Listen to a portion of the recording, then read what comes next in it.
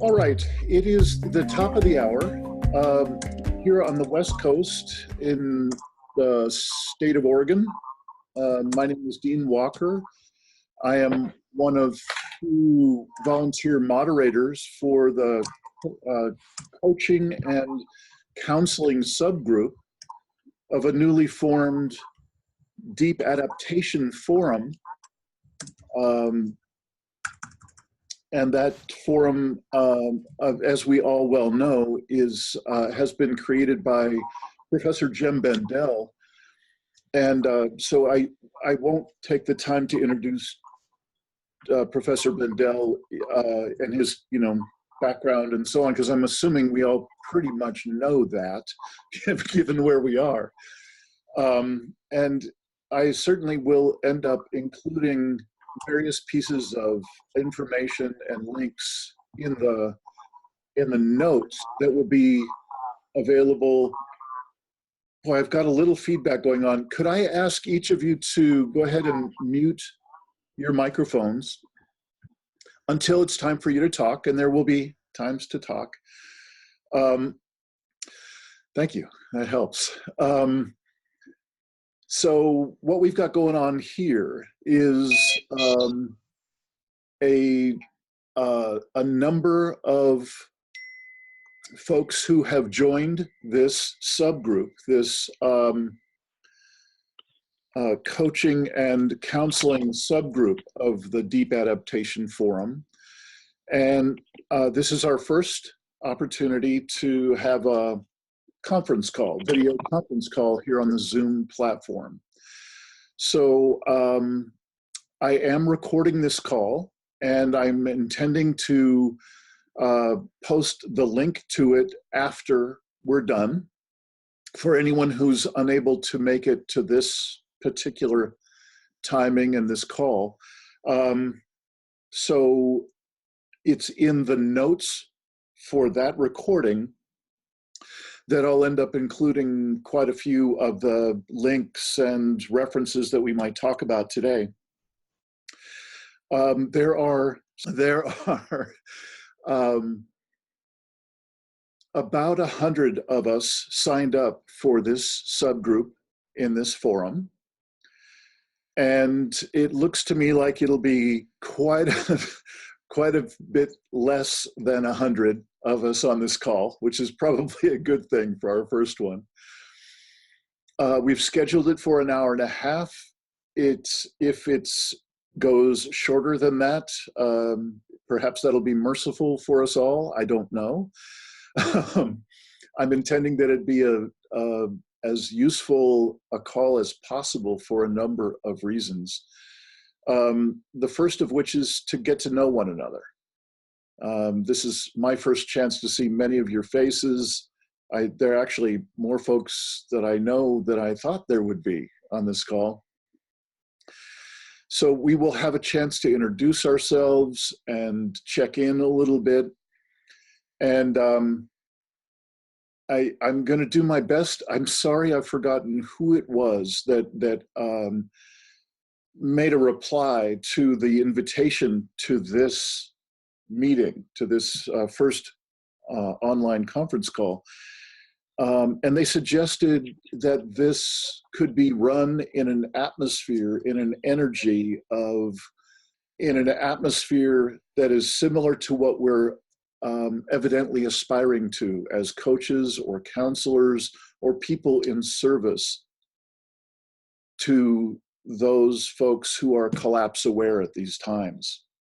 Because that is, I believe, after all, who we are here in this call and what we're up to and what we hope to offer to others. So in the name of that, I'd like to ask that we just start with the simplest of ways of bringing ourselves to a bit more focus and also to perhaps a more optimal state of being for us to carry out the rest of the call. So if you haven't already, I'd like to ask you to just make yourself just a bit more comfortable in your chair. For me, that's an upright posture, so I I can stay a bit more alert. And if you're comfortable doing so, you can close your eyes and allow yourself to take a series of long, unforced, just easy, full breaths with a little bit of expansion at the top of the breath and allowing muscles to relax on the exhale.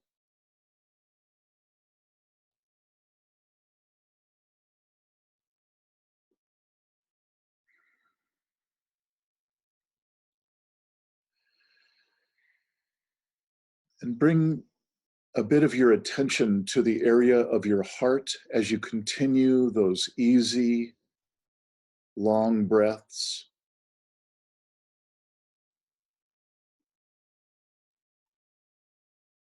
And as your lungs expand with each breath, imagine the energy field around your heart expanding out.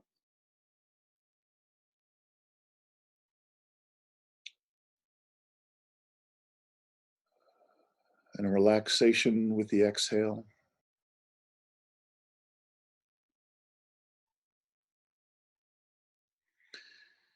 Allowing that energy of your heart, that field of your heart, to be able to go beyond, well beyond your body, perhaps even beyond the room you're in.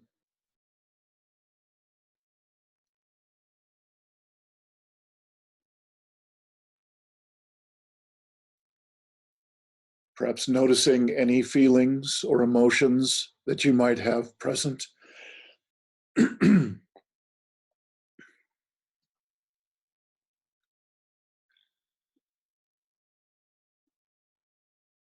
And now allowing that field to expand extraordinarily. Seeing if you can reach the other fields of the other people on the call as they are around the world.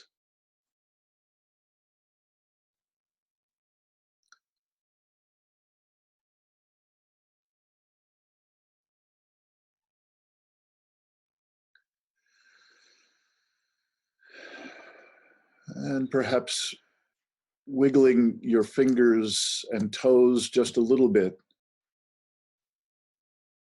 to bring your attention back into the room you're in, the body you're in, the call you're in. And with the next easy, long breath, allow yourself to come back to eyes open and being present on the call.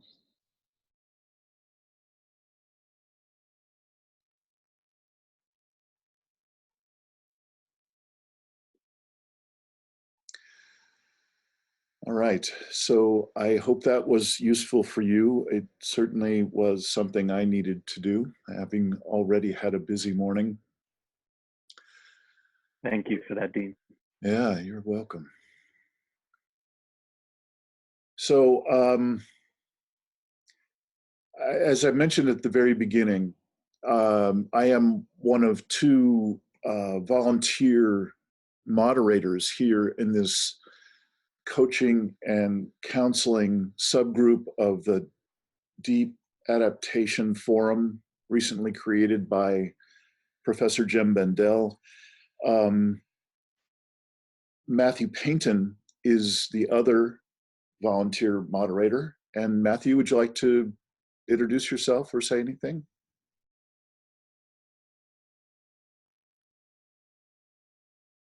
There we go. Yeah, hello. It's great to be here. I wasn't expecting to be able to be here, so a bit of a treat to see everybody. I'm going through the ringer at the moment. I've got major life stress going on at the moment, so I haven't been as on the ball with the group as I'd like to be, but I'm really glad to be here, and I think there's a lot of knowledge and skill in this group, which I'm really, really pleased about. So I'll just say that for now. Thank you so much. And also would like to mention that there's one other volunteer kind of assistant or helper with us in this subgroup as well, and that's Elzan Roos. Elzan, would you like to just introduce yourself and say hi? Thank you, Dean. Hi, everyone. It's lovely to be here with you all. I think this is a very special gathering, and I feel honored to be part of it. I'm very much here to learn, and yeah, I feel honored to be with you all. I'm not sure what else to say. I'm also having one of those crazy days, and it's lovely to just have had a moment of quiet. Thank you, Dean. And Elzan, I'm curious, would you say just a little bit about what you understand your work that you will be doing here with us over time? What do you do? So I'm also a therapist. I'm from South Africa. I live in Pretoria, and yeah, I work with clients online and in Pretoria, and I'm finding this particular topic very new for my own community, and I think people are feeling it without really knowing what they're feeling. So it's great to just be in a space where people can to be able to begin this conversation. On the forum, I've been assigned the role of archivist. To be honest with you, I'm still figuring out what that means and finding my way around the forum. So bear with me, but we'll be up and running soon. So yeah. Great, thank you so much. Good to hear from you, and that's the most I've learned about you. That's great. There'll be more. I'd like to start to crack into, actually before going there, obviously we're covering some of the logistical things at the beginning here, to introductions of the forum and us who are sort of helping out in it and so on. I'd like to just briefly recap what I have put together for the call today, and maybe just a little bit about this role of moderator that Matthew and I have. It's my understanding that really there's not much that we do here, and we certainly are not authority figures of any kind that I'm aware of. I think what we can do is just keep an eye on the barest minimum of decorum and standards, and within the conversations that occur here, like any forum that most of us are, I'm sure, in something like this, you know, in other aspects of our lives. So there's really no mystery here. We are, I don't think we should be considered gatekeepers or, again, any kind of authority, but we do keep an eye that things stay within you know, diplomatic lines. Like, this should not become a commercial venture, this conversation that's here.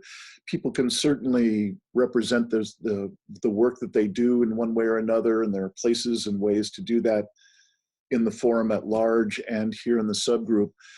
But really, this is a place for people who are engaged, as we obviously are, all of us, in one way or another, with the most important conversation that humanity's ever had to face. And that means that there's an extraordinary amount of potential for shadow, human shadow.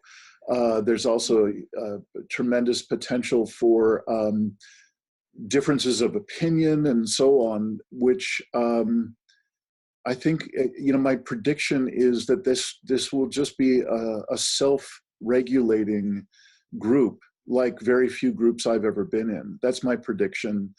And so Matthew's role, my role in this is really just to monitor and perhaps answer a few questions here and there. We are not the only ones who can call for this kind of call, you're certainly welcome. If you get inspired and say, I think this is very important and we should do a call, let's do this. I think at the moment, I would just appreciate if you would include us so that we can monitor the amount of traffic, so to speak, that might eventually happen. At this point, we have so few articles being posted and so few discussions and so few of these calls that it's really just not an issue. I want you to feel fully invited to participate, posting your own writings, posting articles you find useful, starting up focused discussions. The Ning platform is very, very powerful, albeit a bit unintuitive. So I hope the invitation is clear, and the invitation to contact Matthew or myself if you have questions that we might be able to answer for you. Please, contact us anytime. So are there any other pressing logistical items that we should touch on before we more or less dive in?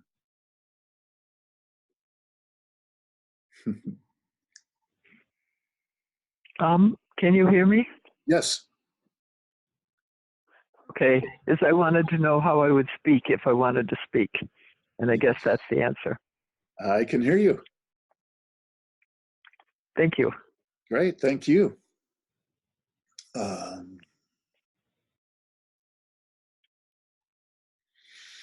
Okay, so I'd like to just jump back to... Vanessa has her hand up. Hi, I'm sorry. I'm Vanessa. I'm just wondering about technical support for people who are having sound or audio or visual difficulties with Zoom. Either something written down on the forum for what they can do to troubleshoot when they're on Zoom or something. So, because some people are having trouble just participating in this, and Right. I know I have some suggestions from using Zoom for a while, but I probably don't have all the suggestions. So Yeah. A close colleague of mine has written a really wonderful booklet on how to host and the technical issues around doing Zoom. So I can share that with the group later if that's helpful. And you can sort of use it. It's wonderful. Andrew, is that a link? Is that available as a link? I'm not even sure. I just have it from her, and I have it online. So there are some notes on the Deep Adaptation website and our website that I haven't studied them, but I know there are some notes on holding and using Zoom. So that I would just like to know how to raise my hand, because I expect there to be instructions, but today there aren't. Yeah. How do I raise my hand? I'm on a phone, although I can see you fine on my screen.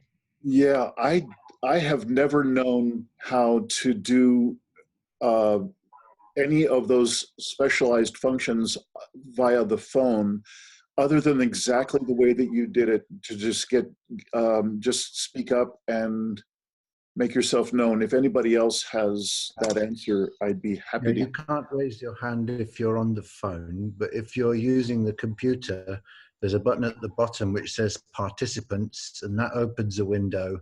And at the bottom of that window, there's a little symbol to raise your hand. But it does depend on the host, Dean. I see it. Let's see. Let me try it. Looking at the window. Did that raise my hand? Jodo has raised her hand. Good. Okay. Yep. Thank you. That's what I needed to know. Beautiful. All right, and that voice from the mysterious screen there was another Matthew, and Matthew is can be found if you scroll down the list of participants to the one that says technical support. You can actually directly message Matthew at technical support during the call, and that and get your questions answered that way as well. Are we good on that for the moment, or is there more? All right, I'm just reading a couple of the chat items, and it seems like we might be ready to go. So I was just about to touch back into that very brief heart-expanding focus, if you will, or meditation that we started with. I'm a big fan of that because my experience as a longtime coach and workshop facilitator for exactly this kind of work, it makes a big difference what the state of being I'm in terms of how I'll then be able to participate in a call like this. I just want to, forgive me, please, if I just keep speaking the obvious, but it seems like we really need to keep repeating the obvious, and that is we are involved with individually and collectively looking at how we might offer our services, our offerings to people who are brave enough to face a predicament-laden world, a world that is clearly in the midst of and facing more imminent collapse of Earth and human systems. And this is, I have for a while been challenged. I can't find hyperbole here. It is literally the largest scale and the most important conversation, in my view, that humanity has ever had to face. So the next kind of practice that I'm bringing to this call that I would like to invite you to as well is to keep noticing my own breath, keep noticing and anchoring myself through sensation, to be able to self-regulate during this call. What I'm trying to avoid in myself is the temptation to just normalize this into any other conversation that I have in my busy day. Like I'm talking about some other thing, like the logistics for an upcoming French class that I'm going to take or something, and it's just not that. So why I'm doing that self-regulation during this call, why I'm calling myself back to as much presence as I can muster, is that what that then does is invite the very natural, normal, and important waves of feeling to be able to come forward in my experience and in my presence. I consider that a very valuable and important state when we're talking and sharing about this stuff. Is that communicating, and is there anybody who would like to respond to that just, again, before we really launch in? Is that making sense? Yes. Okay. Yes.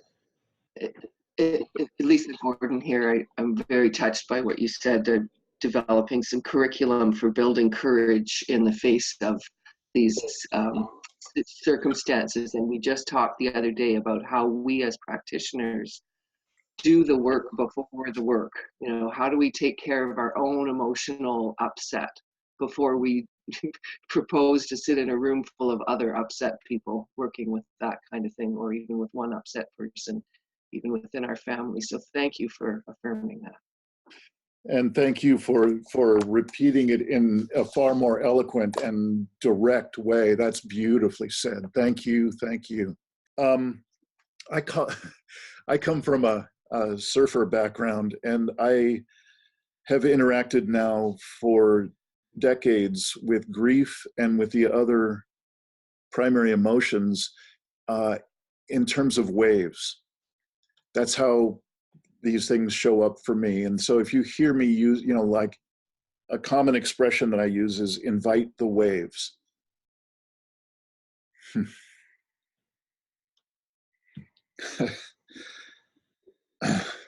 Like that. So I would like to just invite us to bring whatever your version of the waves is, whatever your raw edge is, the kind of presence in anticipation of offering our services or our support to others, as I believe it was Lisa that was just sharing. I invite you to share and to open your heart in these calls as much as using these calls to share information and so on. I think they're at least equally valuable, if not perhaps the presence being the most important. I think it might be a good time for those of us who are on the call to introduce ourselves and to check in a bit. So this is another piece that I'm used to doing, you know, in workshop preparation or session preparation or whatever, that the introduction part is one thing, to let us know a little bit about you, how you'd like to be known and seen in the context of this work. And then also checking in is a way to just give us a brief window into how's your heart right now? How's your life and heart showing up in your experience now with us on this call? And we have 19 people on the call. We are already a half an hour into this 90-minute maximum call. So if we were to take 2 minutes each for this introduction and checking in, you can see that it would take us 40 minutes. So I'm not interested in rushing anyone, but I hope you understand that I'll ask each of us to be as concise, yet as fully sharing as you can be in a relatively small period of time. And so I would invite us to do an introduction of ourselves with regard to the context of this work and this forum for that matter. And then also a brief check-in, and I'm happy to model that. So again, I'm Dean Walker. I live in Southern Oregon. I have been doing work of this type, mostly coaching and workshop facilitation for decades, but primarily with this collapse-aware focus for the past a little over 5 years. And I am currently building out a number of different offerings, online learning series, more in the realm of coaching, another book and workbook combination. I have a book that I put out 2 years ago, The Impossible Conversation. And in terms of checking in, I am really honored to be here today, and so appreciative of being able to just help out in this volunteer capacity as much as I can, but to connect with each of you. And I'm looking forward to not much on this call because we can only do so much, but to connecting with and finding out what you're bringing from your extensive backgrounds.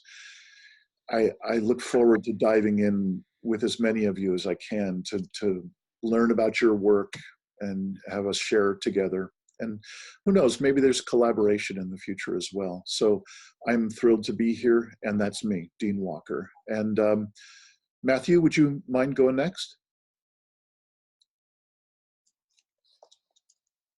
Hello. So I live in Bulgaria.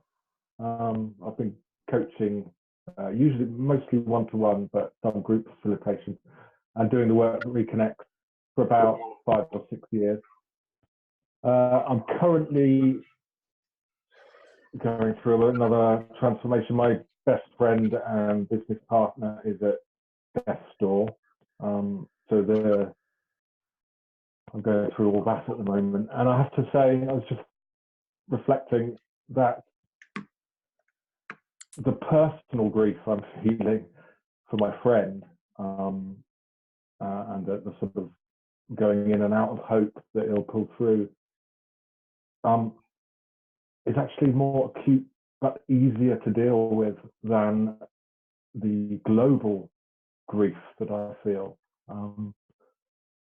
There's something that me is getting curious about what the difference between the two is. Yeah, but I'm in bits really at the moment. So yeah,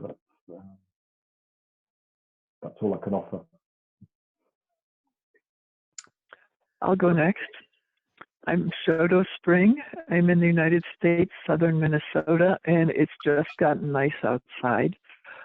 I was a psychotherapist. I retired, and then I went back to work as a therapist in order to support my work for spirit and climate change. But climate anxiety is on my business card as a list of things that I work with. I am also a Soto. I have an organization called Mountains and Waters Alliance, whose premise is that humans are not the only people on the earth, and we need to start working with the others. And I feel a little silly doing this as a white person, but I'm learning as well as I can from indigenous people. And I did lead a walk along the Keystone Pipeline 5 years ago, and I will stop there. Thank you. Hi, I'm Andrew. I want to be a little bit messy here and say that I've been on the call for over half an hour. I don't think I can listen to all of your bios. I feel actually quite separate from you now. I know that we've got tremendous heart alliance, and yet if I hear your bios, none of it will last.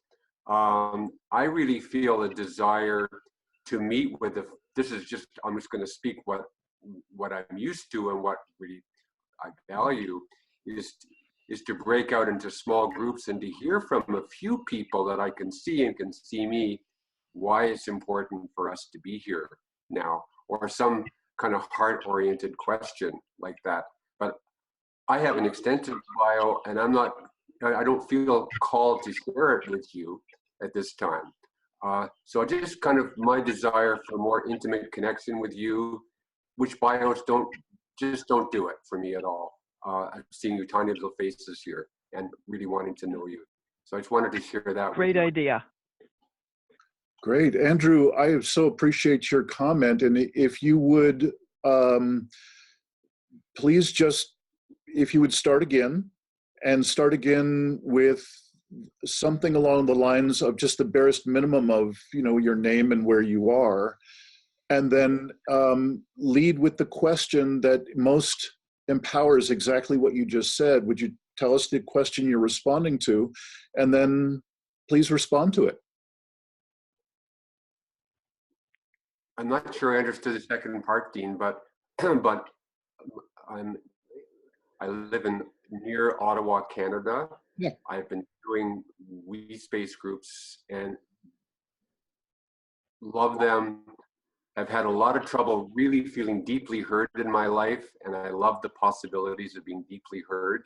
Yeah. I believe in the deep democracy of what we're trying to do rather than have it be leader-led. In terms of the Extinction Rebellion, Deep Adaptation, that it's coming kind of from below. And the question, an entree question that has often been powerful for me is to hear from others in a small group. Why was it important for you to be here today, given all the things you could be doing with your precious life? Good. So, like a So question there, thank you. That's a powerful question, and let's just have that be the central question that everyone else responds to straight out of here. And I absolutely hear your request to break it into small groups, and I just am of the thought that there are 19 of us, that we could actually, if we were, intentional about keeping a watch on how much time each of us shares, we could possibly share that as the large group altogether. Perhaps that's just there might be a bit of insanity in that, but that's my preference, and I can be overruled in a heartbeat. So I hear your request to go to small groups. I think we can do it in the large group, and I love shifting to your question. Would that be workable for you? Sure. And the small group suggestion is something we do for 10 minutes. It's not, it's a time saver. It's not the rest of the meeting. I totally understand that. And it's just, it isn't a timing thing as much as it is, I would be interested in hearing each person share, not just 3 or 4.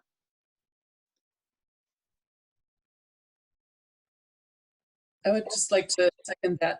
It feels to me this first meeting, it'd be helpful to just know who's here. And it would be more helpful to me if we did that in one group, and then at future meetings, go into depth with everyone else. Is that acceptable to you, Andrew? Would that work? Certainly, I'm just offering my voice into the whole. Absolutely, yeah. And it's a very valuable voice. And if so, would you start us out by responding to your question of what has you here? Why was it important for me to be here today? Yeah. I'm excited by, and I've been, well, as I mentioned briefly, my life has been really tremendously helped by safe places to speak what's true. I think that there's a revolution happening that many people in XR and in deep adaptation conversations are coming to a dramatic change in their lives. And I want to hear from those individuals and hold spaces for them to do it. Safe, skillful places where people can have their voice be heard is the prerequisite. Developing protocols for that, developing skill for us to hold those conversations. Tremendously excites me. It has for years. I wrote a book about that called Evolutionary You. That is my passion. And I'm happy to be, I'm here to connect with others who are also wanting that, sharing parts of that heart concern that I have. Mm-hmm. So it's good to be here with you all today. I wish I could know you personally. You're very small on my screen. Cheers. Yeah. Andrew, thank you so much for shifting and through your question. I so appreciate it. Who's the next person? Hi, I'll go next. My name's Harriet. I live in the north of England. Hello. My work for the last 10 years has been on sort of making beauty in specifically wounded, polluted locations, and going to help support communities who experience that. So, for instance, going to a fracking site or a place that's been cleared for a new housing project, and that sort of thing. And I first became very filled with grief after doing a master's about 4 years ago where everything changed. I think I reached a point of complete understanding of the situation, and that was the point where the grief really hit me, and I had to spend a good few years dealing with my own grief while also working with other people with their own personalized, localized grief. And so we've very much changed recently. The charity that I work with, we've very much changed up to this sort of near-term chaos, climate chaos reality. And so we're sort of coming to terms with how we deal with that. I think we all as individuals have known it, but we're trying to come to terms with how we actually help people and how that's going to be manifested. But one of the things we've done is we're putting together a pilot support scheme for students and postgraduate students in universities in America and UK, so that people doing environmental degrees who are then going to go on to be marine biologists or that sort of career have psychological support, because often that's completely not taken any notice of in the university setting or further education settings. So that's something we're concentrating on at the moment. So I'm really part of this, and I've taken the time out to listen and to be part of this today, because I'd love to connect with people who have advice and guidance and wisdom and experience to help in that kind of work. So I'm just delighted to be here and to see everybody. So that's me. Thanks so much, Harriet. Okay.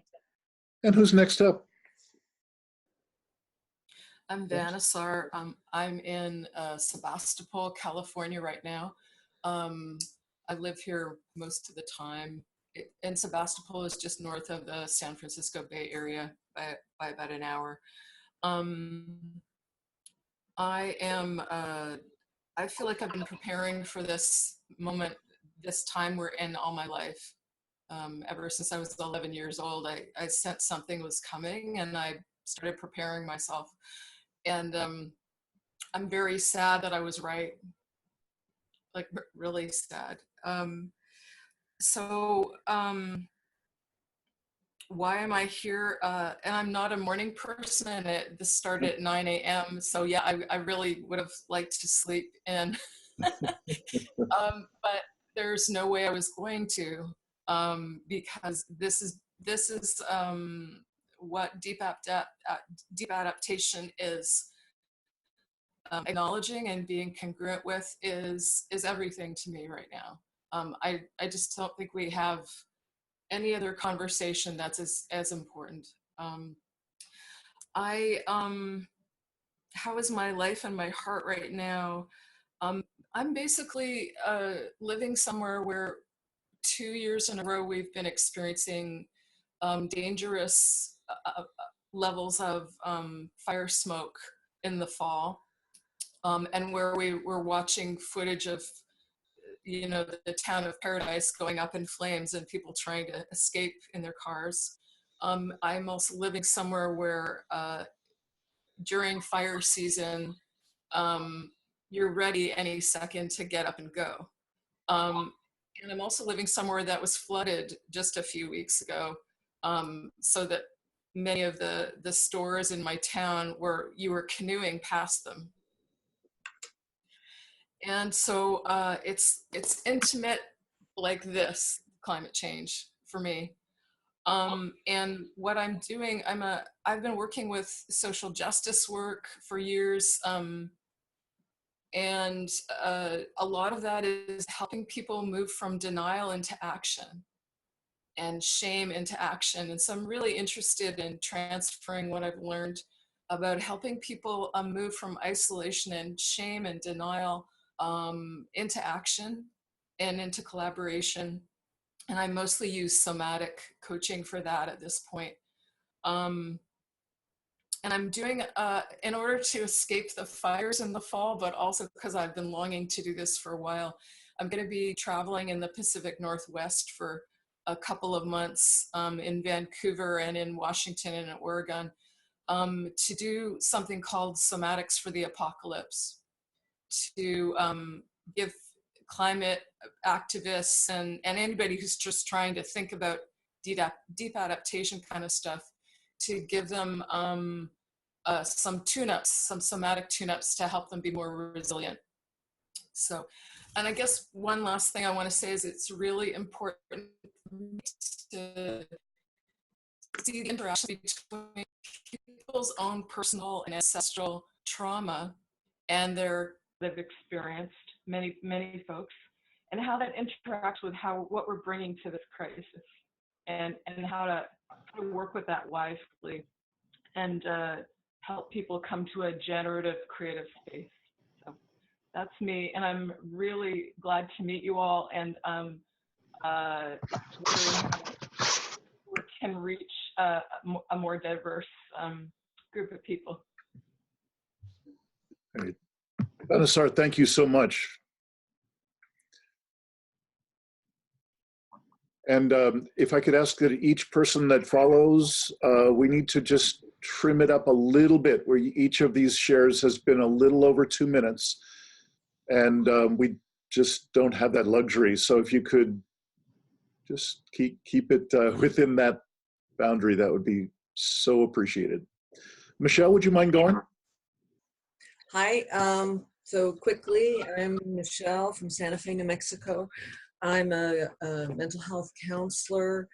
I've been working with climate change for a while, in a lot of transition in my life, potentially moving out to the country at some point, and looking at how I can incorporate living on the land, doing counseling work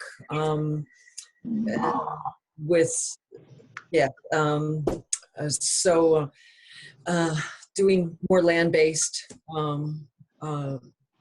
counseling work. So that's it. Thanks.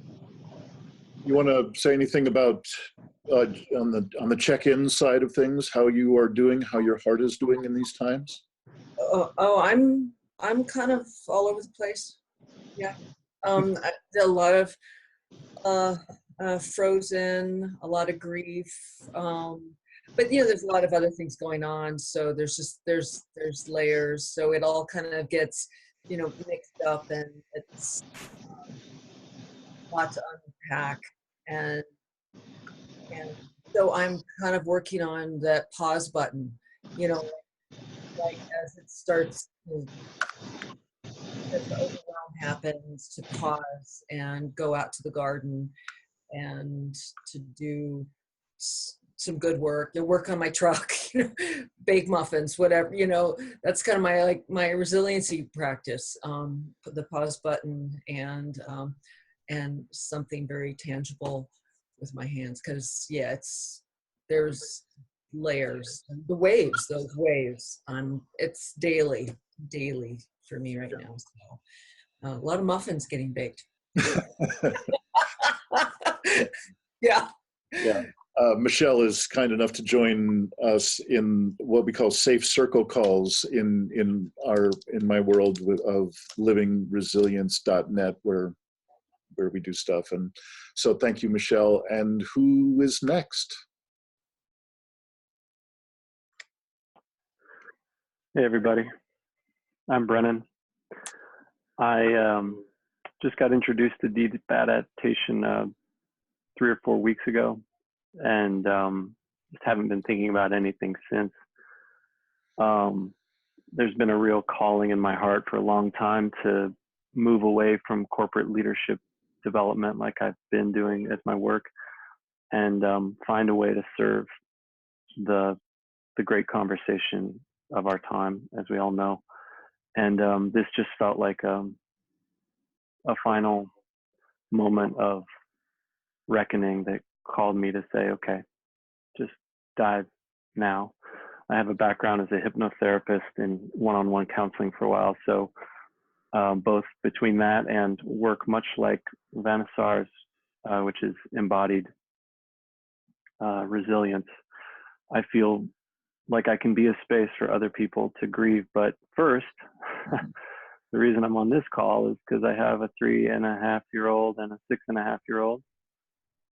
And in Jem Bendell's call to cherish community and family and nature, I noticed that my denial is starting to sift away, and the tears are coming, and it's all I'm thinking about right now. And I'm at a point where I'm basically thinking, regardless of the science and whether any of it is, you know, accurate to this degree or that degree or whatever, that this grief is a really necessary thing for me to move into a space that isn't preservationist hope, and that just lets go of all that and gets to the real hope of being with what is and moving with it in the most creative and loving way. So I'm here because this is everything that's on my mind, and I feel like we are the storytellers of what's coming and what's possible in what's coming. And I want to hear other stories that I can give voice to eventually. I say eventually because I keep trying to be hopeful now and get proactive now. And I'm aware that I'm doing it from a resistance to grieving. So first, just grieving, I think, is my calling right now. And that's where I'm at. Thank you so much for the way you started this call, Dean, and for the space you're creating here. And I know after speaking, I'm certainly going to take a deep breath to recenter myself. And as a way of receiving what I've said, I invite all of you to do so as well. Yeah. Brennan, I'm very moved, and thank you so much. And I don't mean to interrupt checking in. That's kind of a no-no in my world, but I just thank you so much. And what particularly moves me is someone who's very clear what we're facing and being as present as you obviously are, and then carrying within that presence and within that awareness the love of a child. And to be a parent in these times, I am not a parent, and I can only imagine. So I just very much appreciate what you shared and how you just shared it. Thank you very much. Who's next? I'm happy to speak. So this is Susie Moser, and I am located in Massachusetts. It is pouring rain outside, and also wonderful spring emerging. So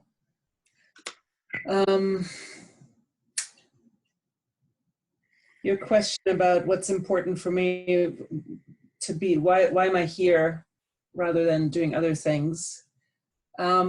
This is absolutely central to my work. I have been working on climate change since the late 1980s and grasping the magnitude of what's coming in deeper and deeper ways ever since. I've been doing a lot of work with Reconnects. We heard that before. Other personal work. I do not work as a counselor, but what is true in my work as a researcher on climate change is how I'm working in a very applied way with people who work on the front lines of climate change, and it is all dawning on them, and they are looking like deer in the headlight and have not a clue how to handle it for themselves. You know, they're planners, they're engineers, they're extension specialists, you name it.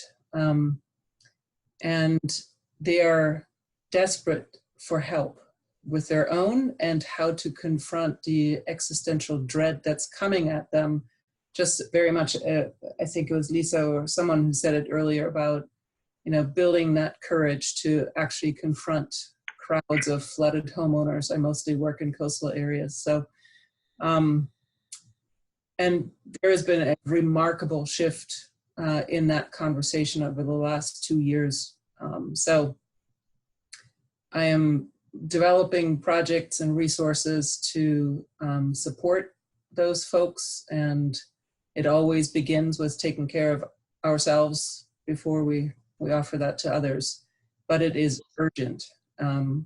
And I quite frankly feel that the vast majority of the psychological profession is not ready for that conversation and to support that in an adequate way. So, you know, we need to come together very rapidly to find the best of the knowledge and best of skills to bring that forward. And this is one place where I hope and you know, to find those connections and find some of those resources. And my own space is, I am just simply focusing in, sinking down as I'm listening to all of you. So thank you for all the sharing. Thank you. Who knows they're next? Aaron, I could go if nobody else is going. I don't. That's fine, Daniel. Great. I came in a little later, so I'm not sure who had gone yet. Hi, my name's Dan Halsey. I'm in Minnesota, and I'm an ecological designer. Got into permaculture in the early 2000s as a food photographer, package designer. I've been fortunate the last number of years to travel the world doing ecological design and seeing what's been going on. Saw Jem's paper from somebody a few weeks back, which kind of, you know, hit it right on the nail with what I was feeling. I've been doing presentations about the 5 stages of grief and denial as part of my classes in ecological design for people who are interested in that. And it's amazing because it reinvigorated and also highly stressed. Huge amount of anxiety came from that. And then a friend of mine sent me 1 second after, if you ever read that book, it's like Alas Babylon from the 50s. 1 second after is a pretty horrible book about an EMP strike on the US and what happens. Very similar to a collapse. But myself and being, trying to work through this, feeling even deeper isolation from an isolated group anyway. But what's great, I'll be going to Port Townsend, Washington to be with the Global Earth Repair Conference. Some of my friends will be there, Tom Garreau, Milan, John Liu talks about some of these things, Andrew Millison. And as part of that, I've been doing interviews all over the world now of what we're calling the Global Check-in for Climate. We only ask 3 questions, and that thing, interviewing these people, we've done about a dozen of those, has been so amazing. And they're not from people that nobody knows, people that I've met and or heard about. And so right now I'm trying to have all that, process all that right now and do my work and try to figure out what the next steps are. Great. Dan, thank you. And I'm wondering if that interview situation that you were just talking about, is there a way you could post a link for us to be able to see your work with that? Sure, that will be part of the Global Earth Repair Conference, just to be, you know, honoring them with that. That was the motivation for it. It'll be on YouTube and on their site. We're editing the interviews now. Okay. From Brazil, Peru, the Middle East, Alaska, all over. Okay. And we'll have that. Okay, so maybe not soon, but whenever it's available as a link, maybe posted with a little descriptor in the articles section where we can post in the Absolutely. counseling subgroup. Thank you so much. Let's see. I can go. Yeah, please. You can hear me okay? Yeah. You all seem like a bunch of cool people. My background is I'm an ecologist, primarily community assemblies, functional traits, spatial modeling. I did the environmentalist thing, trying to save the world, and then got super depressed when I realized what we were up against, and did that for more than 10 years, and then reinvented myself doing the deep personal work. I'm also part of transformational festival communities. And now I'm coaching and counseling scientists and hippies, trying to get them to be ready for the change. And I'm here today because this seems like a place where I can actually help out, as opposed to just trying to find something around that's actually clued in. So I really appreciate that you're all here. And yeah, I'm also interested in weird stuff like Burning Man and maps, and have some connections through those. So if anyone else is into all that stuff, then yeah, I'm interested in raising the consciousness and getting the science out there and all of that, same things that you guys are. So nice to meet y'all. Great. Aaron, thank you. Could I add something very quickly, because I did speak before, but I didn't say this? Sure. I, a couple months ago, read Jem's article. I was attracted because it's so profoundly optimistic. And because it points to societal collapse, which is very tangible and something that can be addressed. I am doing other things to address the climate change itself, spiritual things. But I really need support, and I think we really need to address societal collapse. And that's enough for now. Great, thank you. Elzen, I'm wondering if you would check in.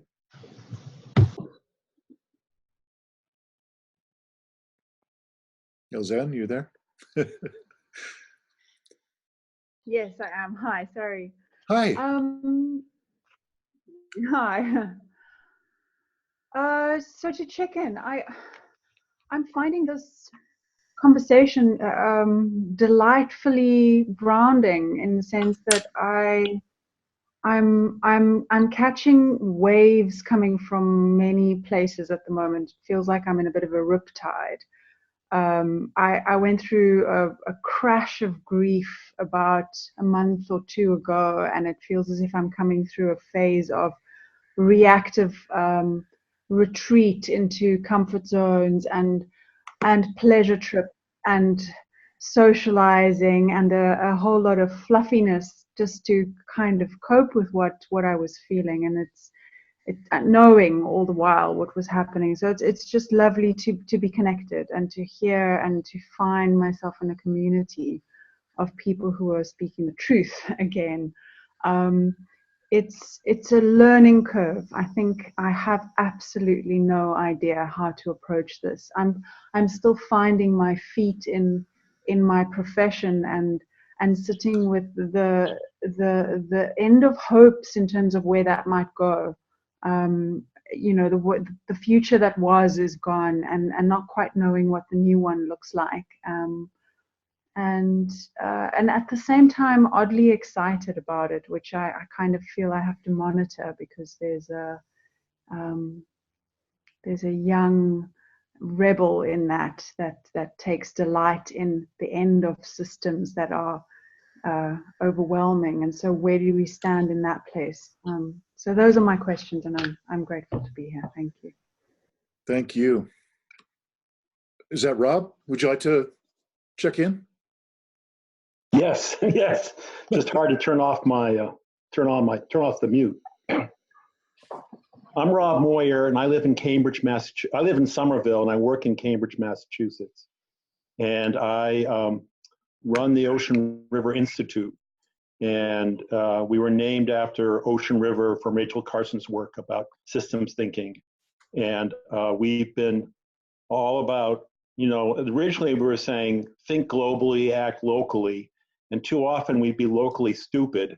And so our whole mission is to listen and think and act locally, and by doing so, becoming more global. And so we try to break problems down into doable parts. And that could be with working with different watershed groups, or Susie, are you the one that found Buzz, the red-tailed hawk? We had a red-tailed hawk that was killed from rat poisoning at Fresh Pond, and that we have found that the poisoning of rats is causing the loss of predators, and now we have an abundance of rats and no more red-tailed hawks or owls. But I'm straying. I've also got involved with a group called scientistwarning.org, and we are trying to enable citizens, non-scientists and organizations to also support this publication by 1,500 scientists that really identifies 7 or 8 different troubling trends. And through the work with Scientists Warning, I was able to be present for the UN conference in Poland. And we were the ones that brought Greta Thunberg and Svante. We had to get them passes to get in to the conference. And along the way, I've learned about Jem's work. And it comes just when we're having these horrific arguments about, well, I don't know, we're having these arguments that are very, very compelling, that we may not exist in 10 years. Society may collapse. And my reaction to that is just to ignore it and hunker down on saving the red-tailed hawks or whatever. And Jem gives us the tools to be able to, whether or not you believe it, prepare for it and get in touch with that. So I am really excited to be working with you guys. Also, Jem is putting together a short film called Oscar's Quest, which is basically, what do you tell an 8-year-old about this current situation? And so Scientists Warning and my Ocean River Institute, we've been raising money to pay for the filmmaker in order to make the film. So that's a little bit about me. Got it. And Rob, if you would, please pass on our warmest acknowledgments and thanks and blessings to Stuart as he grapples with his current condition. It's hard to express how much of a difference he's made in the projects that he's created and his presence in the world. So I hope you will pass that on to him. Thank you so much. Yes, thank you. It's kind of an unfolding process of exactly what his ailment is. He just had some more tests, and he hasn't gotten some answers yet. But he's strong, and thank you for the support. You know, he's a remarkable guy. He found Svante and Greta and got them there and stuff, and does these fabulous interviews. And I was fortunate to be the one writing the press releases and organizing those kinds of stuff. But yes, you've got the team behind Jem's work here. Thank you. Yep, thank you. I could go next. Who's next? There's Karen. Thank you. So I'm in Minnesota. I'm an internal family systems coach, just retiring from teaching. The reason I came is because I'm just excited, and as I'm listening, I'm just really in awe of all the people here and all the parts of you that are like out there in the world and helping people. And I have just deep gratitude for listening, and I'm excited about learning things. And from my point, internal family systems talks about different parts of us. And so there are parts of me that are actually too young and too vulnerable to come to this meeting. And so they're kind of like in imagination someplace else. And I do take care of them when I need to. And so like, that's been a process since reading Jem's paper and thinking about all these things. I've had to, go in and do some deep work about past traumas and things like that with my parts. And right now I'm trying to connect with basically kind of other levels or other wisdom and find out what, it seems like maybe in the end, humanity I will connect with other levels of energy or levels of being, because we're kind of being forced to. So that's kind of my current searching. So, and thank you for all for being here. Karen, thank you. Have we got anybody on the phone that has not yet had a chance to check in? I think Katie had her hand up. Yeah, hi. There's I arrived. Hello. Nice to see you again. Nice to see you. I arrived a little bit.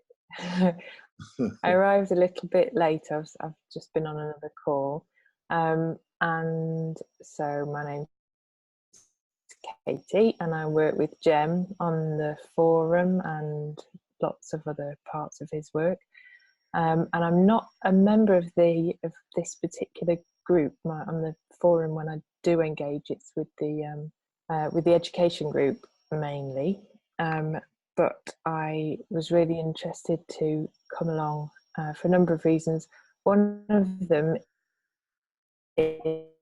is whenever I can get it's always nourishing, even if it's painful and challenging, it's always nourishing. So I'm glad to be here for that. Also, I'm going to be facilitating sessions for the group leaders and volunteers over coming months. So I just wanted to kind of get a feel for how you guys are going to be doing this and try and sense into how I might be able to be as useful as possible. And I do have an interest in the content of this as well. I'm just really curious and open to find out more about the kinds of work that you're doing in your real, not virtual lives, and how you're incorporating deep adaptation professionally and personally. I'm not sure that there's really much of a boundary. So glad to be here and to meet you all. All right, so good to have you here. Thank you. I'm just trying to see who has not yet shared. If you haven't, please chime right in.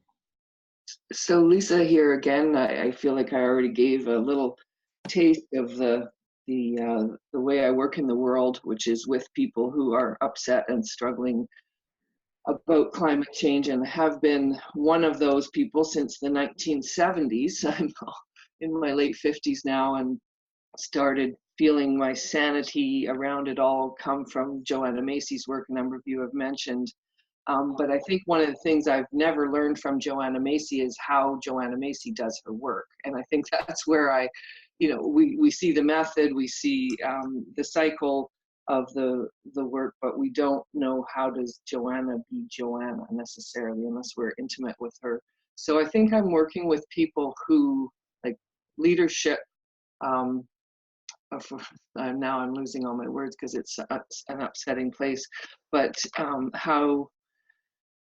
how to be with upsetness and how to find our own courage in groups of people who are upset. And I said that at the beginning, but here we are modeling this for each other right now. And I really have a lot to learn from all of you, and the curriculum that I'm developing with Courage Earth, which is a subset of, you can see on my little logo here, Courage and Renewal, which is an organization founded by Parker Palmer in the United States. I'm a Canadian, and one of the few facilitators trained in that work with a specialty in Courage Earth. And as we develop that curriculum, I expect to be workshopping it with this group of colleagues. I really appreciate that you're here. Thank you. Thank you. Who has not yet checked in? Have we got everybody? Hi, I'll check in. Hi, Kate. Hi, my name is Kate Munson, and I am a mental health counselor. I'm on Vashon Island in Washington State. I'm actually a disabled mental health counselor. I have lots of health issues of my own. So I'm struggling at the moment just to kind of keep my own body alive, along with the body of the planet as well. And I'm here. I chose to be here this morning simply because I think that connection heals. And I'm invested in this work, even though I can only do probably less than a quarter of what I'd really love to be able to do just because of my physical disabilities. I have worked a lot with grief and am a grief counselor as well as a somatic counselor, and love to work in the realms of interpersonal neurobiology, which to me not only includes interactions with humans, but interactions with everything that's on our planet, including the earth, the sky, the wind, all the elements, all the animals, etc. my heart's been heavy for a very long time. And this is very, very hard to hold. And I'm very grateful to everyone who's here and who takes on this work, because it is massive.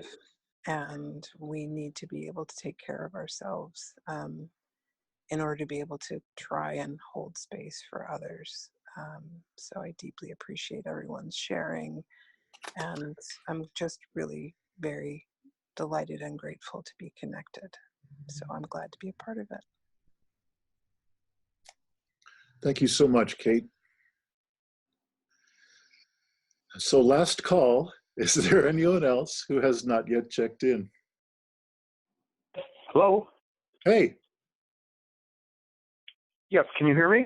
I can. Who's this? Oh, hi. Yes. Hi, this is Robert Griffin. I live in Pennsylvania. I'm a psychologist. Just getting, I was on the call, but for some reason the sound wasn't working. And so I'm just getting familiar in the last month or so, actually, with Jem Bendell and how bad our situation is, actually. I had, previous to this, just been concerned about how things were, the phony war on terrorism and where that was taking us. But I see now that it's actually worse than that. And so this is something that I feel that you could talk about at some point. And so I feel like I want to get involved. I'm really glad to be here, and just very thankful for everybody here that I was able to tap in. So I'll just leave it at that. Thanks. Thank you so much. And yeah, so I'm also, there's a mixed feeling, because I was worried about, in terms of where I'm at, like I was concerned about all these other things and rather depressed. And in some way, I'm not as, I'm actually, I feel bad or conflicted saying it, but all the things that I was worried about, I'm no longer worried about because this other problem is so dire. Yeah, I guess that's part of the irony, isn't it? To be involved with the most important and largest scale conversation humanity's ever had to face, it tends to put things into perspective, doesn't it? Yes. So it's very interesting. I don't know who to tell that to, so I did tell you guys. So. Yeah.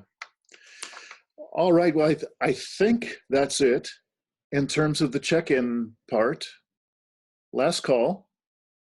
I've got to say thank you all for your patience with the fatally flawed technology and even intentions that we have going on here to have this kind of a getting to know you session and an introduction to this work and to this platform and to what each other holds as most important, or that which we'd like to offer to others. I don't know of a built-in graceful way to do this. So thank you all for your patience with this process, and how, we won't cover much ground beyond that big chunk of getting to know one another that we've just done. But for me, it's a much needed start. I really have been looking forward to this call. The numbers have been just growing so quickly of people who have signed up for this and other small groups in the forum. And I am so excited to get to know so many of you that have shared work that just sounds extraordinary, exciting, valuable, important. So please just hold this as the very beginning of what I certainly hope for myself to be a long chain of calls like this, and sharing resources and articles and so on the forum. How I'd like to suggest that we use these last 10 minutes is I would like to mention a couple of topics that I find very important in my own formulation of my own body of work, my own offerings to the world in terms of coaching and workshops and online learning content and so on. And I certainly would like to just stop within a couple of minutes and open it up for others to speak these possible future topics out into the space and see what kind of reaction that you get, and just so it's logged. You know, we're recording this call and we to make it available to people to watch again or watch if they haven't been on this call live. And I'd like it to be this kind of call space, in addition to posting something in the articles section of the forum. I'd like us to start to be able to create focused conversations in whatever areas that are appealing to each of us. In order to kind of get this brief ball rolling, I'd like to just share briefly that I about 20 years ago had the start of a massive wave that has lasted through to now and has only grown larger in recent times of really finding extraordinarily little value in the whole notion of what coaching was. And that just to be brutal and brief, I also find that about most counseling. And I should just say that I've been seeing it through the lens of this imminent collapse, that it would happen eventually, of this fossil fuel driven business as usual human operating system. And that really all coaching ever seemed like to me, and most counseling, was how to be more functional, or in the case of coaching, how to be super duper functional in the middle of that business as usual human operating system. That it had very little to do with the kind of issues that I believe that we've each come to focus on as we offer ourselves into this kind of call. So I guess I just want to name again the obvious, that to me this is a complete and utter reinvention of coaching. And I would like to assert that this is also a calling for an entirely different orientation for the mental health community and the therapist community around the world.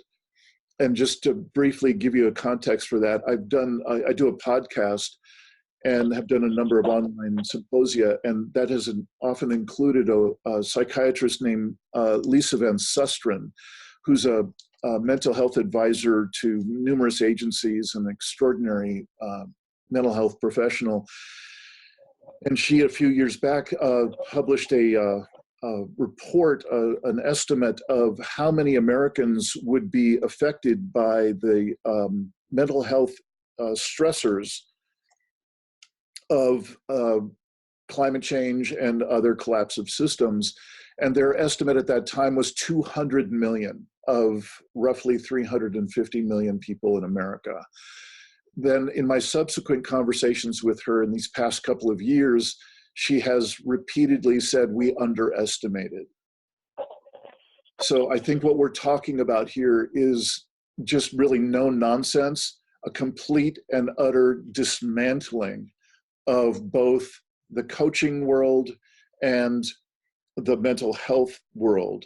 Now, there's so much more to say, because of course we need to leave it in place the way it is to serve the people for whom all those issues are still where they live. Of course that is so. But I believe that we are collectively here an audience that could engage in a conversation of that reinvention. And I believe that that's what I've already heard in how we introduced ourselves, how we're doing what we're doing, what our focus is tends to be very different than stock descriptions of coaching, stock descriptions of what the therapeutic relationship is. So I just wanted to, again, I'm planting a seed for a possible focus group in this subgroup in the forum that we might want to talk about that. So if that interests any of y'all, I'm Dean Walker. We can connect up via the messaging in the forum and so on. Is there anyone else who knows that there's just a piece of this conversation kind of on the larger scale that you would like to see some invite some focused conversation about in the future? Yeah, Dean, as part of my transition is right now is just wondering how do I function as a helper for people, and so for me, I just keep going back to the land and like wanting to teach, turning the counseling into wildcrafting, foraging, learning how to make things, and not in that classic prepper sense, but like, yeah. So I just feel like so much is on the table as far as why am I doing what I'm doing, and why, and even activism, like what's really important. We're all asking ourselves that question, and how many meetings do we want to go to, how many of these things, and as much as I love connecting with people and all the personal growth work and stuff, and which I find is just meaningless. I mean, that kind of popular personal growth versus the deeper work that I'm doing, and how to get rich, how to get the partner, how to lose the weight or whatever. It's like, God, I mean, everything that I used to be interested in and practice or teach, or it's just like I toss it. I want to learn what's growing on the land around me, and what to do with those plants, and how to help heal people, with the nettles that are along the stream. So yeah, I don't know. That's just one thing I would love to talk to more counselors about, and people who are, that's that somatic piece, Vanessa, right? It's for me, like how to be a body on the planet with other bodies in this time, and not trying to do and improve, or well, anyway. Okay, I'll stop. Michelle, thank you. We have about enough time for one other person, maybe two, to suggest this kind of seedling of future conversations. And then I'd like to keep our promise to be as close to a 10:30 my time stop as we can. I've been very inspired by a few of the offerings here. I've done some work with the HCN, which is the Humanitarian Coaching Network, where coaches give time, a certain amount of time, up to 3 sessions, I think it is, to people who are really on the front line of development work, and who are burning out. And I think quite quickly we could possibly offer that from this body of knowledge and skills and expertise that we have here, is can we set up a volunteering program, but which also, if we have to grow exponentially and meet potentially the need of millions of people, how do we grow exponentially? That could also be a way of practicing and feeding back what works to other coaches. So some sort of paying it forward, so I'd be very happy to have a conversation with anyone about that, and a more focused conversation. Yeah. Great, and that was Matthew Paynton, who was just speaking, in case you're going to be looking for him in the members area of the subgroup of the forum. It is now 90 minutes after we began, I am so thankful that we have this opportunity. Katie, I hope you will pass on our deep thanks to you all, to you in particular, and to all the team, and particularly to Jem, to just thank you all so much for setting this up. And it is a joy. It is truly a joy to be a part of this. And I don't know what this is yet, but I can't imagine anything more vibrant and important to be doing right now. So again, thank you for creating the space in which all this can happen. And I look forward to seeing you, I believe it's in June, so we could actually meet in person. And to all of you who have contributed to the call today, thank you so much for your contribution, your sharing yourselves, for being a part of this. And Andrew, thank you so much for shifting the nature of our sharing early on. I so thank you for that. And I again will be posting a link to a recording of this call that if you'd like to share it with others or watch it again yourself. And I will be also posting something in the articles posting area of our subgroup. Thank you all so much. And if you would, you could just unmute yourself and say goodbye. That would be fun. Bye, everybody. Bye, Bye, everyone. Thanks a lot. Look, everybody. Thank you. Bye. Until next time.